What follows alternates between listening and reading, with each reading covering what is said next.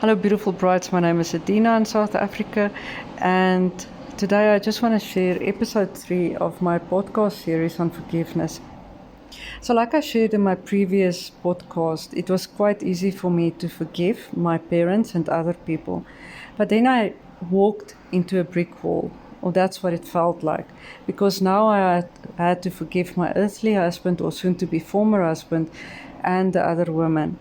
And that was not so easy because I didn't want to.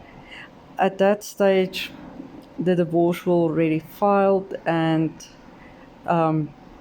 it was just there was one attack after the other and flashbacks, and it was very difficult to even comprehend forgiving them.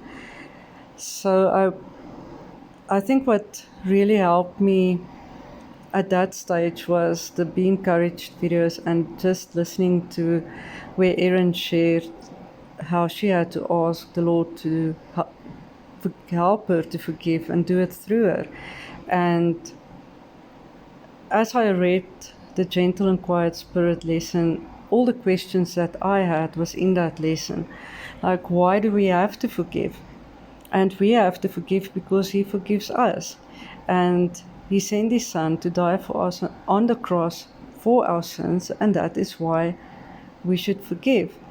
And we should forgive 77 times 7 for the same sin. And we shouldn't expect to get a apology or for anyone to fall face down in front of you begging for forgiveness, because it's not always going to happen, and you might only just get a quick I'm sorry, and that makes it also harder to forgive. But it's something you shouldn't expect, and you should just forgive regardless if they ask you. So I also had to ask my heavenly husband to help me to forgive and to do it through me. So that started my process of forgiving my earthly husband and the other woman.